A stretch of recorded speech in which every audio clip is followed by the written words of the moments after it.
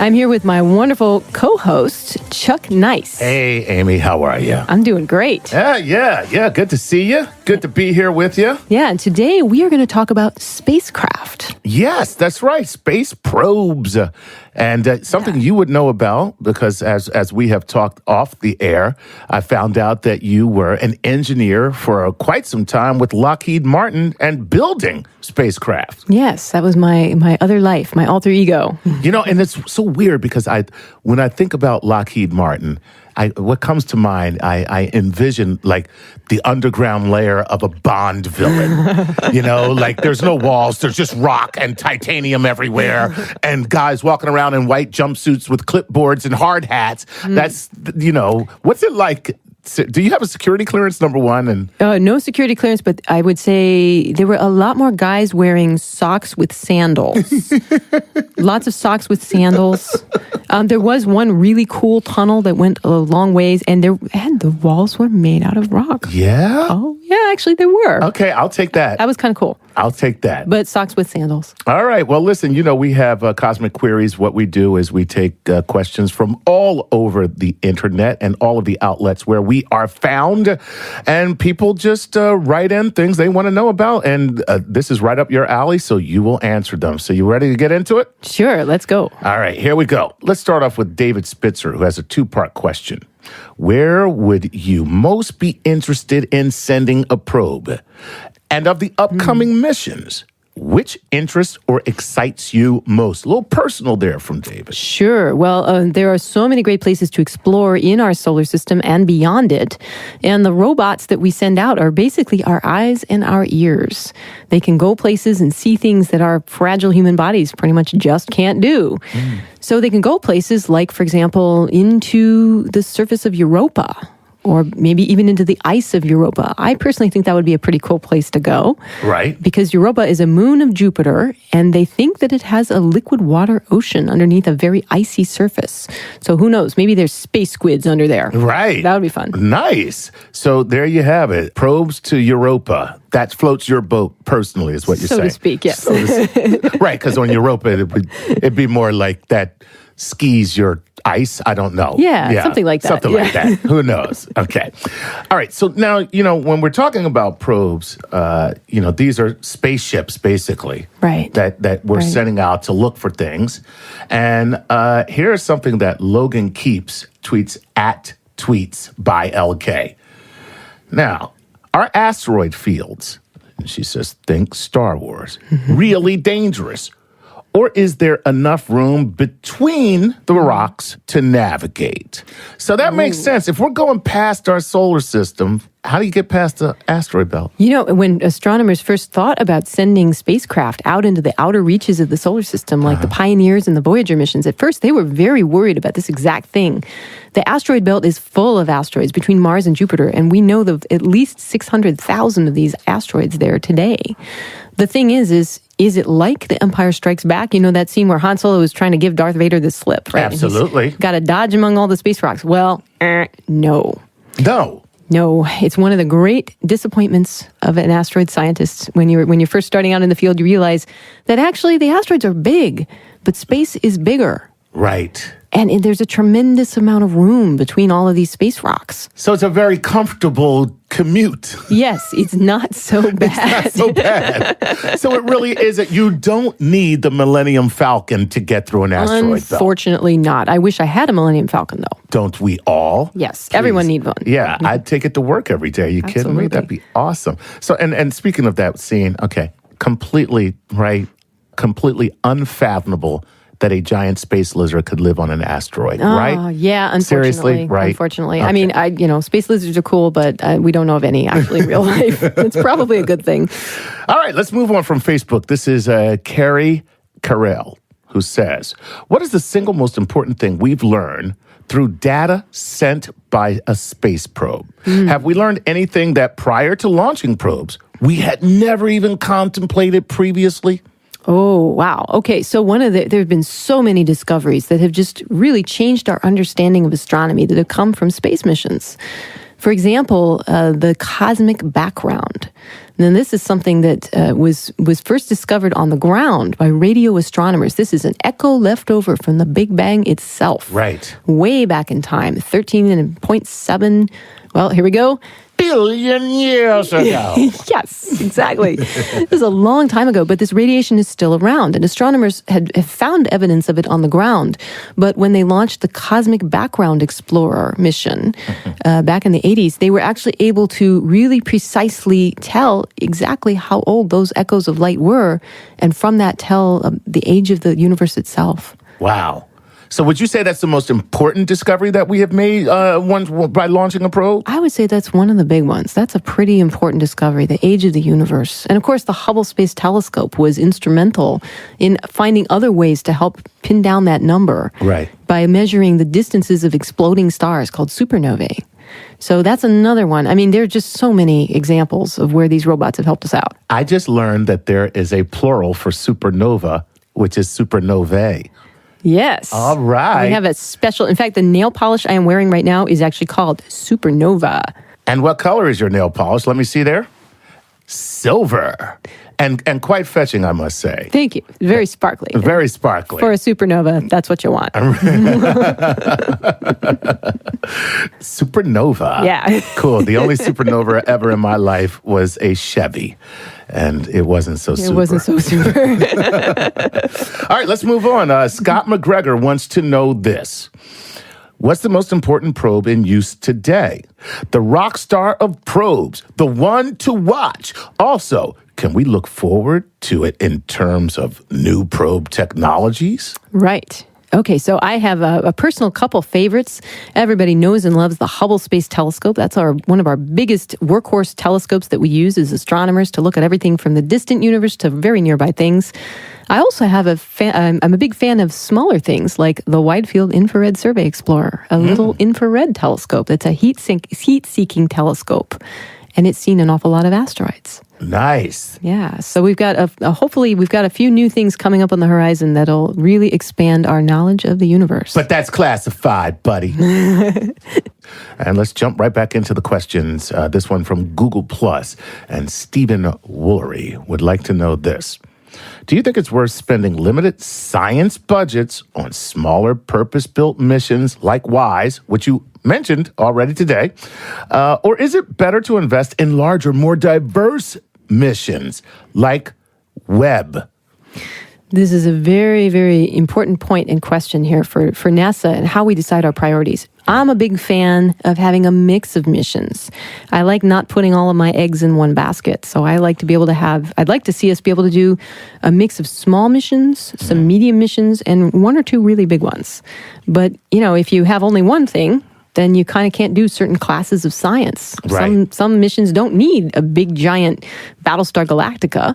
And other questions you can only answer with some fairly big stuff. So I think having a mix is a really good idea. Cool. So there you have it. Got to mix it up. So do we think that we'll ever see a refunding of NASA, or is it going to continue to be a constant stripping away of funds because the dummies in Congress don't see the value in what we do when we glean things from knowledge from space? Well, one thing that gives me hope is all the people who are listening to Star Talk Radio right now. I mean, there are people who love space. Yes. And if you love space, say so. Tell your neighbors, tell your friends, tell your kids, because that's how we get to do all of this stuff.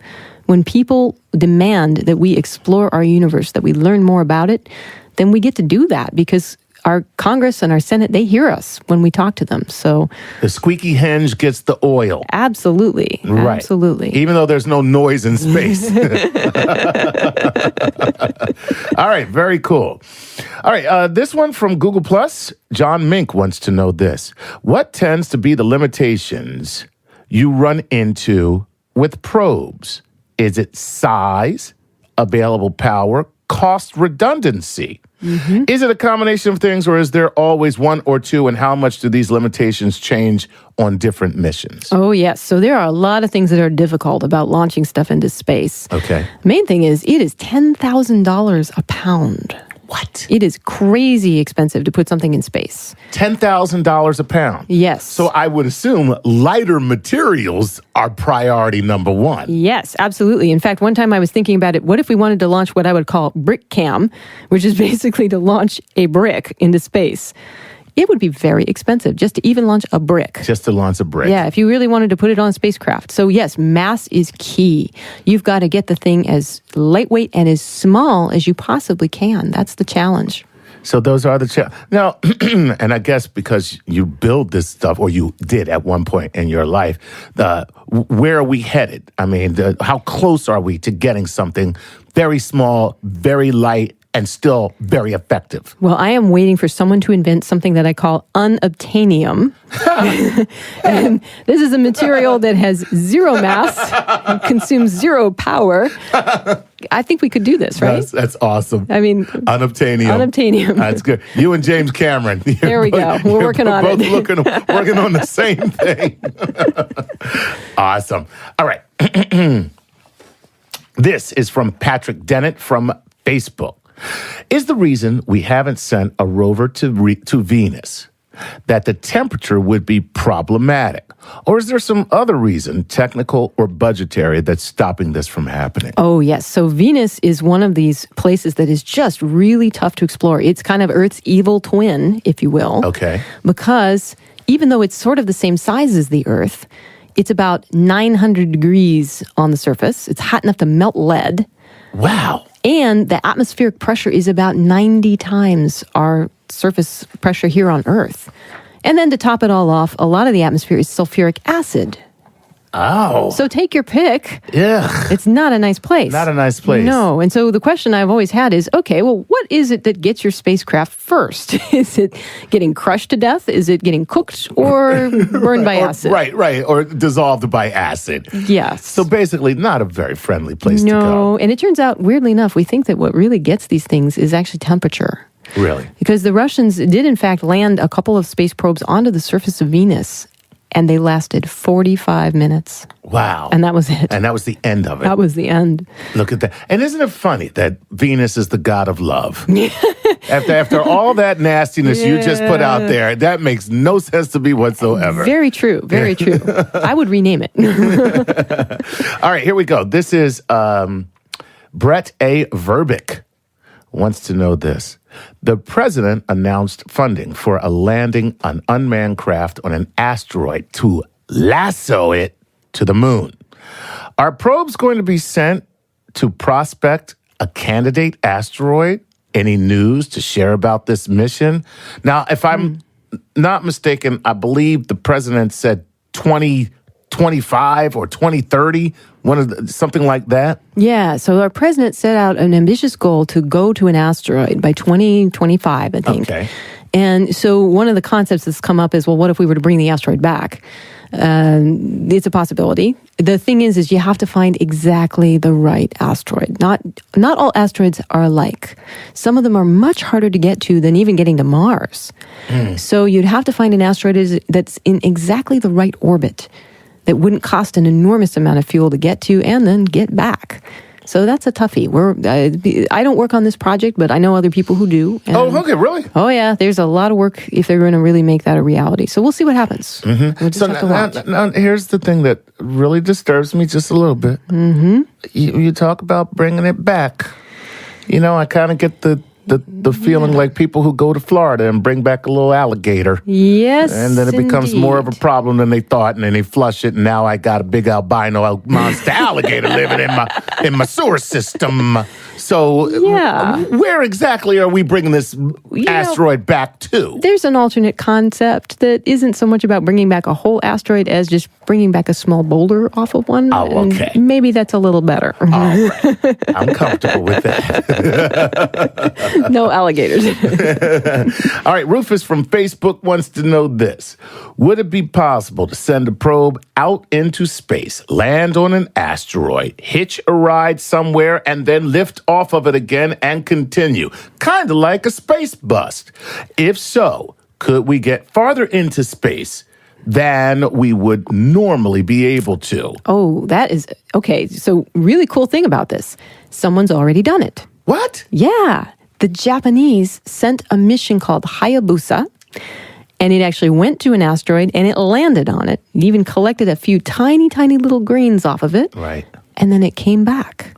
Sweet. And it actually came back and it re-entered the Earth's atmosphere, bringing back its very precious sample cargo. You know, I saw that, and what's funny is what came back was this tiny little disc.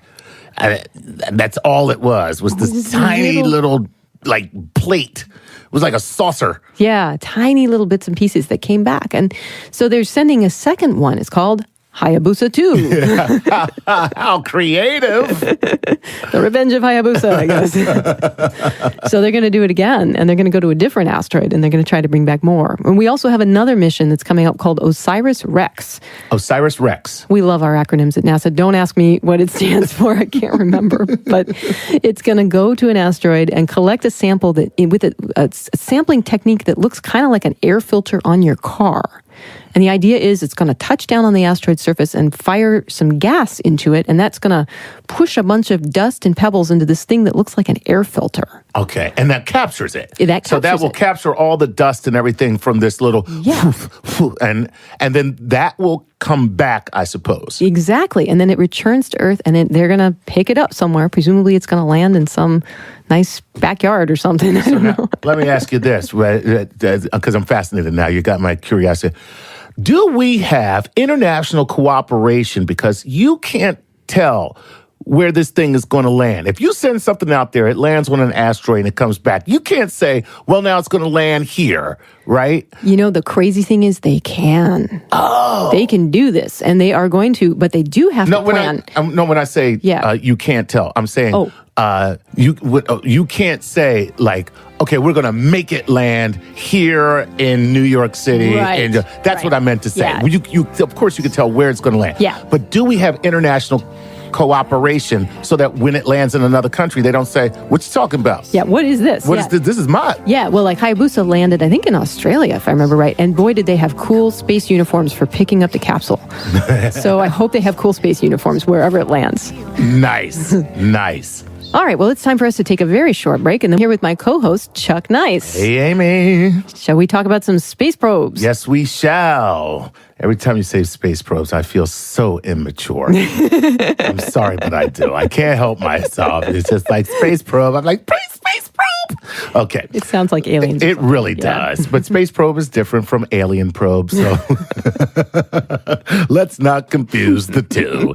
All right, let's move on with our questioning from our audience. And this is Brenton Fedoroff, who wants to know, why haven't we sent a probe that can take a core sample of the Martian lunar surface? Now, this is what I want to know. We do have a rover there, right? Oh, yeah. There's a couple rovers. There's a couple rovers on Mars. It was a big deal. Yeah.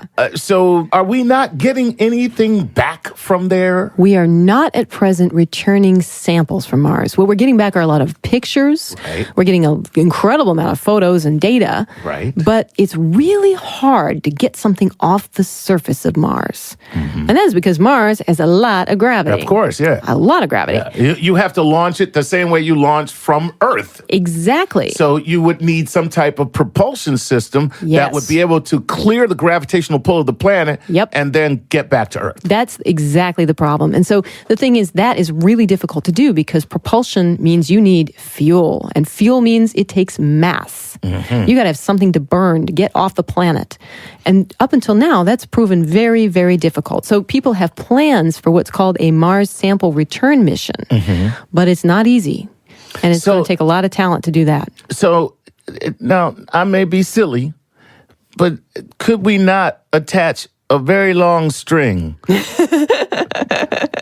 to some type of canister and just give it a hell of a yank? Yeah, I was thinking catapults myself. Right. What do you think? Like a trebuchet, yes. Like a medieval, sample flinger, right? Yes, exactly. Right. I think we could do this. So just as a quickie though, wouldn't that be feasible to think of, instead of a propulsion system, perhaps a Like a tether. Not even a tether, but something that would shoot it off the planet. Oh, yeah. Yeah. So people have talked about these things like rail guns. Like a rail gun, yeah. right. Like that Superman ride at Magic Mountain. Have you been on that one? Yeah. Yeah, it's like, yeah. Like straight off. Yeah, people have talked about that. And it's just, up until now, it's proven pretty difficult to get something like that to work in practice. Mostly what we rely on is chemical propulsion. That's what most of our rockets use. So basically, that would have to be, if you're going to do that, you might as well have a manned mission to Mars. Yeah, it's pretty tough. I mean, the Mars sample return with robots is probably a lot easier than sending people because people have this annoying habit of wanting air and food and babies. Oh, yeah. And, big babies. That's what your problem is. It's like, it's kind of hard. We call it the, canned meat flinging, right? I mean, it's just harder than robots in some ways. Robots, they're much tougher. Right. And so they can tolerate things that the human body can't. Right. Well, one day they'll all be our overlords. So I for one, welcome our robot overlords, I think. All right, here we go. Let's move on to from Fernando Morales Francini, who wants to know, are there any defined candidates for New Horizons to explore after Pluto? So now we've been to Pluto. Right. What's next? Right. Well, New Horizons, in order to get to Pluto in any kind of reasonable amount of time, they had to basically do a bunch of slingshot maneuvers to pick up the speed. But the question is, could they go somewhere else? And so astronomers have been looking very hard to see if there are any other Kuiper Belt objects. These are very icy bodies far away from our sun, to see if they could find any. Right. So picking out a distant, faint moving object is challenging. Right. And they're working on it.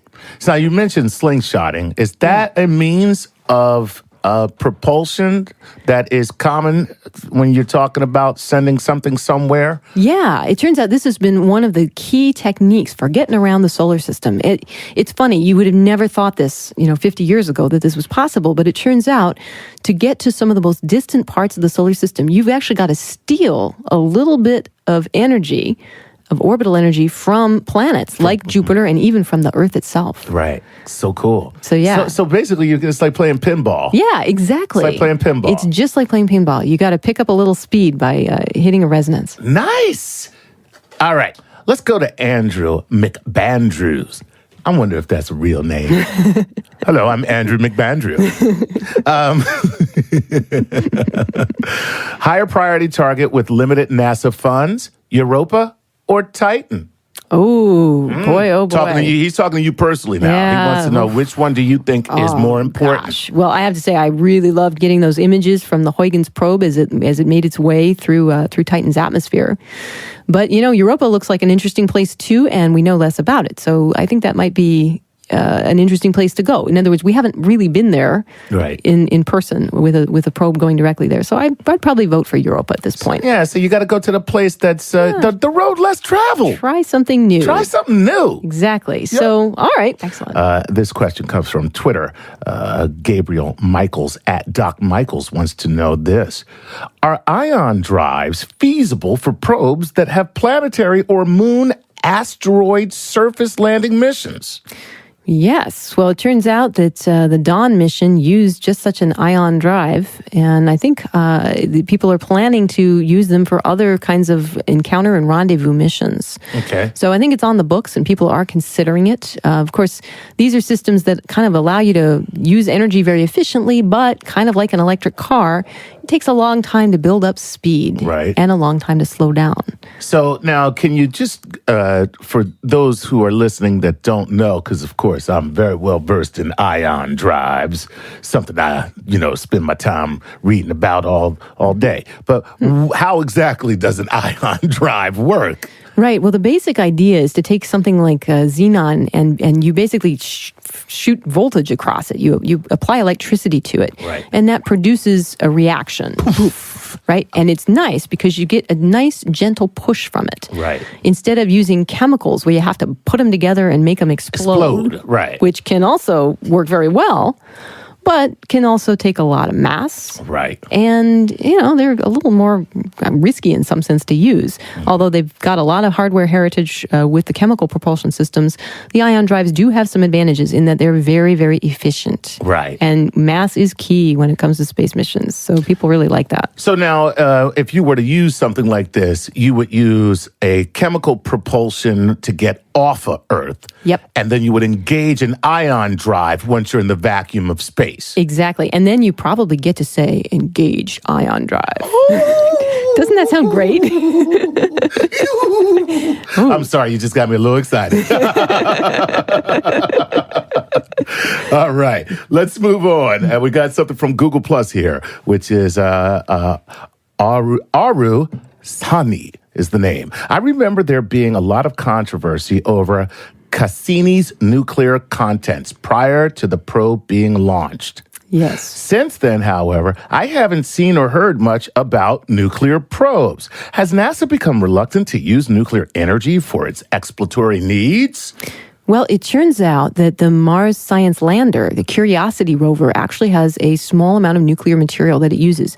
Now, the thing to keep in mind here is we're not talking about a lot of stuff. It's a pretty small amount, and it's built to withstand a lot of force against it. Right. The thing is, these are not fusion reactions that we're talking about here. It's radioactive decay. So it's a completely different process than fusion. Right. So this isn't the nuclear reactor that's happening in your submarine that stays underwater for 10 months at a time. Exactly. This is basically taking a chunk of plutonium and you just sort of let it naturally decay and do its thing. And you capture the electrons, the energy that comes off of it. You capture the heat and you basically turn it into electricity. That's how it works, more or less. So it's a passive process. Okay. You're not really reacting anything together. It's just sort of this lump that sits there. And you're just letting it do its own thing. Yeah, that's right. And the reason that it has to be used in certain circumstances is because if you get too far from the sun, what are you going to do? Right. You don't have the sun's light or heat or power or anything like that. You can't use solar energy. Nope. The sun at Jupiter just kind of looks like a star, a bright one. But But still, that's what it looks like, the way Jupiter looks to us in the night sky. Exactly. So the problem is you got to have something to power your spacecraft. Gotcha. And they use little chunks of this nuclear material. That is fascinating. Very cool. All right, Luke Scowron wants to know this, or Scowron wants to know this. After chemical rockets, ion thrusters, and thermonuclear propulsion systems, what's the next big step in space propulsion, and how much longer do we have to wait for a functional warp drive? By the way, that's his real question. That other stuff was just to get to, when are we getting a warp drive? So I know. I have to say, as a professional physicist, I am sorely disappointed that we don't have warp drive. I really want one. It would be really nice to be able to skip traffic, wouldn't it? Yeah. That would beat the subway. Right? So, are there any new propulsion systems on the horizon? Do we think there's some kind of breakthrough for space propulsion? Well, chemical propulsion is our main means, and the ion drive is the new latest thing. People are working on other technologies, but they're really pretty hard. It's going to be a while, unfortunately, until we have that warp drive. Until then, we've got to keep doing research, fundamental physics. Eventually, some smart person will figure it out, I hope. Oh, there you go, buddy. Wait is the answer. Yes. And it's time for the lightning round. Yes, it is, Amy. And this is where you will answer as many questions as quickly as possible so we can get to them. And when you have finished, we will hear. There you have it. So you ready? Yeah. So what do we say? Lightning round. Engage. Yes. All right. This is from Luke James, and he wants to know this. How feasible would it be to send a probe to a solar system with an Earth-like planet? And if one could even make it, would it be possible for one to detect signs of life? Oh, okay. Well, other solar systems are really, really, really whopping far away. The nearest star to our sun is 4 light years away. If we were traveling at the speed of light, which we cannot do, it would still take us 4 years to get there. And we can't travel anywhere close to the speed of light. If we could, someday maybe, we might be able to find signs of life. But really, I think our best bet is to stay here on the ground and try to develop the technologies that we can use here. Nice. So the answer is we're going to be receiving guests, not going to find them. Yes. Google Plus and Petros wants to know this. How long does it take for a telescope to capture an image? Do you have to point it at a distant object for hours, or is it pretty much instantaneous? Now, he's talking about once you're past the atmosphere and you're in a probe. You got it. Okay, so if you're a telescope in space, let's say we're the Spitzer Space Telescope and we want to look at an exoplanet. Depends on the kind of object. If it's really far away, it takes a lot longer. And it turns out that the farther away and more distant something it is, the fainter it is. So it takes longer for us to gather information, gather light from that object. So basically, it's a question of how faint it is. If it's a really bright object and it's close by, not so very long at all, maybe even just a couple seconds. If it's a very distant galaxy, hours and hours. Nice. So it really works just like a camera. Exactly. Yeah. If you've got low light, you got to take a long exposure. Doggone nice. Okay. Francisco Escobar Prado wants to know this. Well, he's from Costa Rica. I thought he was joking at first. What does NASA do with probes once they have completed their task? Ah, very good question. Now this is what I want to know. Do we get them back? Really? Sometimes we get them back. Oh, okay. Yeah, there have actually been a couple sample return missions which even come back and re-enter into the Earth's atmosphere. Okay. But by and large, most probes are gone. Now, if it's an Earth-orbiting satellite, we actually have requirements to not create space junk. And we deliberately plan to deorbit our satellites or let them decay in the Earth's atmosphere where they are designed to burn up completely. Nice. Okay, this is from me. You say space junk. So is there like a junkyard in space? Do we need like a Sanford and Son for our space? There is a tremendous amount of space junk up there right now. And I think we have a business opportunity here, you and I, Chuck. I think we should start our own space junk company. We could be Sanford and Son in space.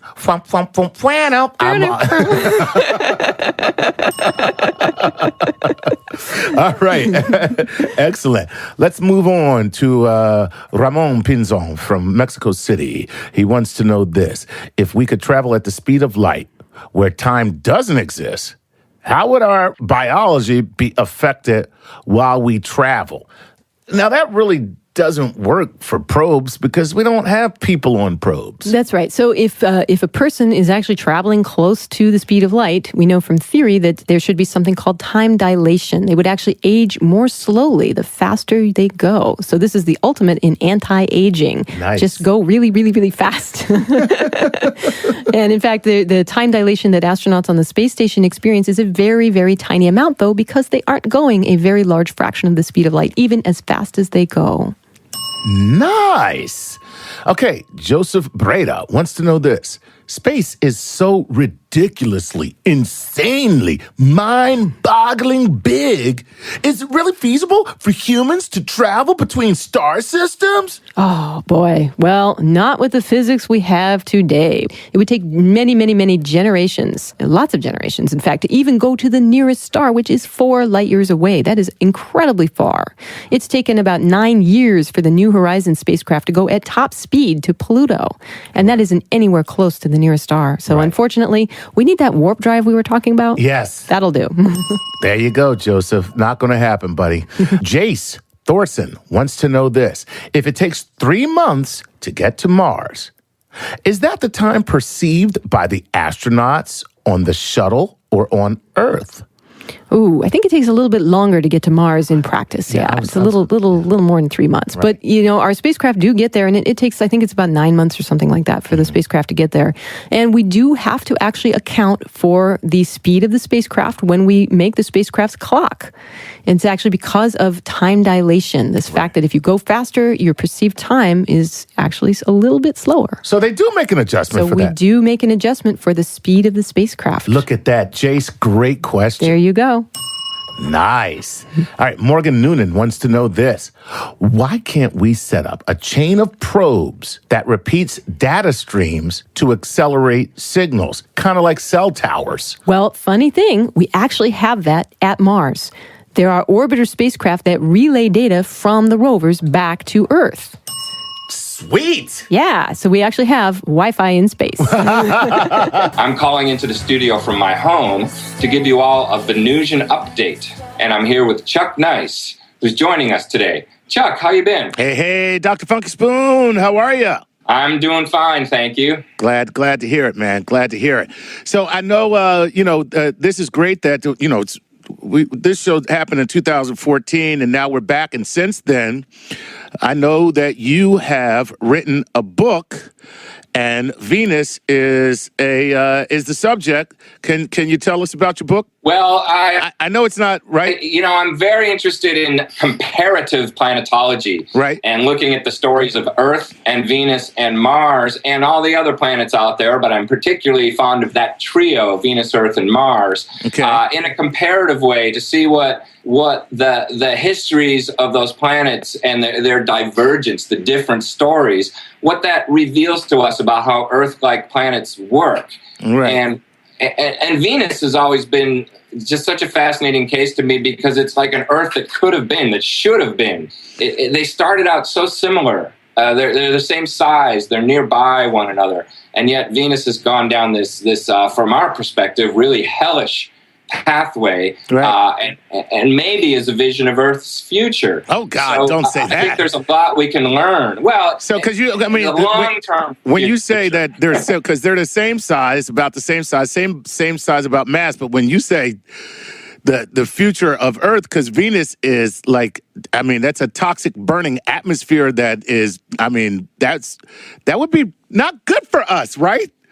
Well, okay, so there's two different things we could be talking about here. So let's be clear. There's global warming, the threat that we are currently pushing Earth into a slightly more Venus-like state, and that's a big worry. And Venus does illuminate those dynamics of climate to us and hopefully gives us more of a clue of how not to do that. But then there's also the long-term fate of the Earth. We're talking now billions of years in the future, when Earth will inevitably become Venus-like because the sun is heating up. And eventually Earth will go through what we call a runaway greenhouse, where the oceans boil off, just as Venus did long ago. So there's a way in which, by studying what happened to Venus, how it went through this climate catastrophe of the runaway greenhouse, by studying that past of Venus, we're also studying the possible future of Earth. That's really fascinating.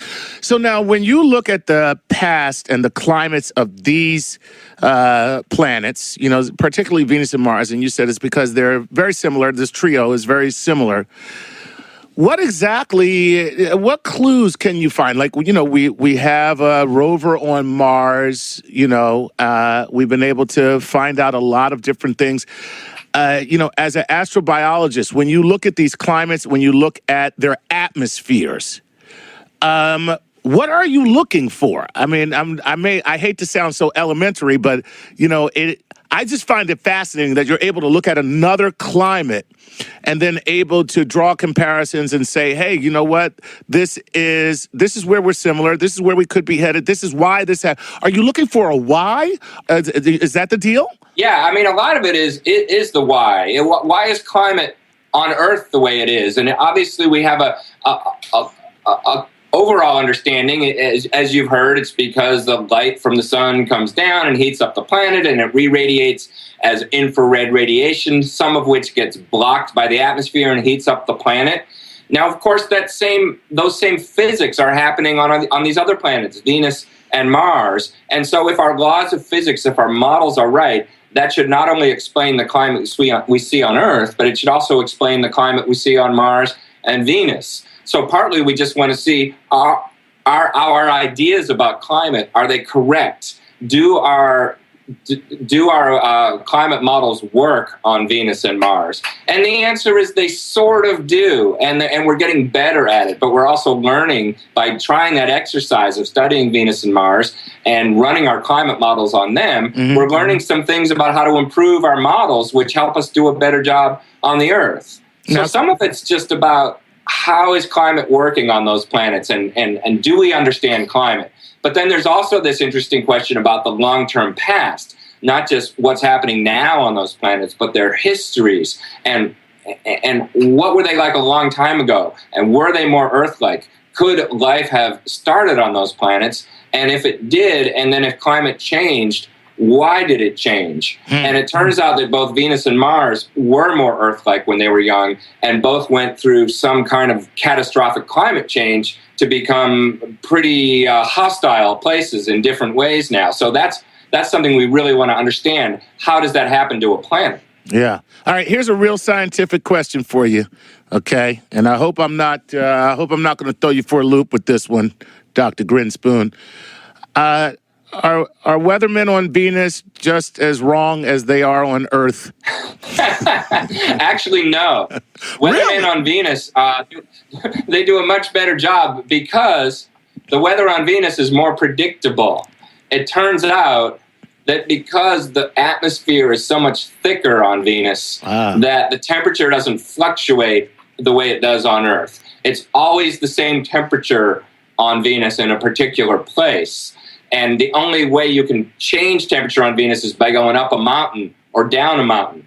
It doesn't even change from the equator to the pole on Venus the way it does on Earth. It's the same temperature everywhere because the atmosphere is so darn hot. Wow. So and so thick. So the way that the atmosphere responds to sunlight is very different because Venus rotates very slowly, unlike the Earth rotating quickly. And because the atmosphere is so thick, the weather on Venus at the surface really never changes. So if I were going to be a weatherman and really want to be right about my forecasts, you want to do it. You want to move to Venus. You want to do it on Venus. You always go. You are the most reliable weatherman ever. If you are the weatherman on Venus. On the other hand, it would be pretty boring, and you'd be dead from the heat. But you wouldn't have wrong predictions. But I'd be right. That's all that counts. I mean, I'm dead, but I'm right. You know, it's like being married. You know what I mean? Look, I'm right. I'm right. Yeah, well, I'm dead, but I'm right. Yeah. So okay, cool. So now let's talk about when you're looking at Venus and you are drawing these comparisons, and you're able to see, what the weather is there. What is it that you're able to glean from looking at those weather patterns and that climate that is, how can I put it, that is actionable for our situation right now? Is it just a matter of a warning? Or is there something that you can learn that says, hey, man, we need to do this? Or is it possible that we could learn something like that? There are a few things that I would say to that. One is just the fact that we're gaining more confidence that our climate models are right. Okay. And that's actually very important because you think about what we're banking on them being right now. We are very aware that we have this problem on Earth and we need to change basically our entire global economy as a response to it. And so we don't want to be doing that if we're not sure. Well, we become a lot more sure by stretching our models to work on other planets. Just to give you a more specific example, one of the biggest uncertainties in our current models of Earth climate is how do you deal with clouds? Clouds are really hard to put in a climate model. They're tricky because of the way clouds interact with radiation from the sun and with infrared radiation coming up from the Earth's surface can change depending on the altitude of the clouds and the thickness of the clouds and the particle size. So do clouds warm or cool the Earth? Sometimes they do both. They reflect sunlight, but they also hold in infrared light. So we're trying to do a better job of learning how to put clouds in climate models. Wow. And that is actually it makes it really valuable to go to another planet with fundamentally different clouds like Venus and say, okay, do we really understand this? Because we're trying to model the past and future of the Earth. We can't go to the past and future of the Earth, but what we can do is go to another planet where the atmospheric conditions are different. And so a very specific thing with Venus that we're getting right now is a better understanding of the way clouds affect radiation, and we can put that understanding into our Earth models and just be that much more sure that we're correctly predicting the future climate change on Earth. Wow, that is fascinating. And you know what? It makes perfect sense because whenever you hear a weather report here and the weatherman is telling you why things didn't work out the way they were supposed to work out, a lot of times it's because of cloud cover. And they'll say, yeah, we were supposed to get up to 64 degrees today, but, the cloud cover didn't really let us get there, so we ended up around 57. And so it makes a lot of sense. But, yeah, exactly. So now, with that in mind, when you look at weather patterns and you look at clouds, I would think that that would be like almost impossible. Aren't clouds kind of like, basically the same as the wind? It's kind of very difficult to predict what they're going to do and where they're going to go. I mean, well, it's one of the hardest things because it's like winds are. You've heard about chaos, and chaos is not just the state of your kid's room after they haven't picked it up, and it not just seemingly the constant state of our lives. It's actually a mathematical term for a certain kind of physical phenomena that's almost impossible to predict. And winds are a famous example of a system that's chaotic. So you cannot predict it in complete detail, but nonetheless, we're getting better at predicting the overall qualities. And you may have noticed that even despite the fact that we like to rag on the weathermen and the weather reports always being wrong, they've actually gotten significantly better over the last few decades. And it's our ability to use satellite imaging and to do better modeling and narrow down the uncertainties, even in those chaotic phenomena. And so we can do a better job with clouds, just as we've done a better job with winds. We'll never be able to perfectly predict in a particular place if it's going to be cloudy or clear with 100% accuracy, but we can do a better job statistically of understanding the effect that clouds are having globally and will have in the future as the climate changes. And that sounds to me like a big data thing. Like you need computer modeling when you talk about chaos. Like that sounds like a mathematical problem. Am I right there? Is that the way you would figure that out?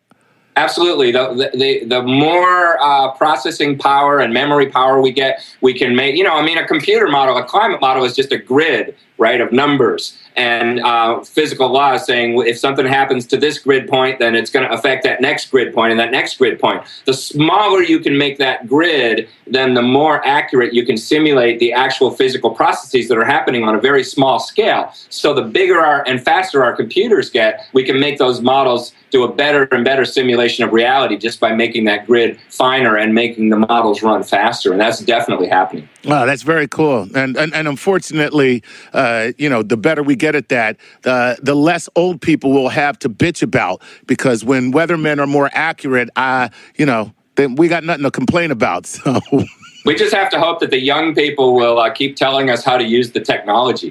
Absolutely. Man, fascinating stuff, Dr. Funky Spoon. Can't believe it. We're out of time again. But, man, I really appreciate it. I never really thought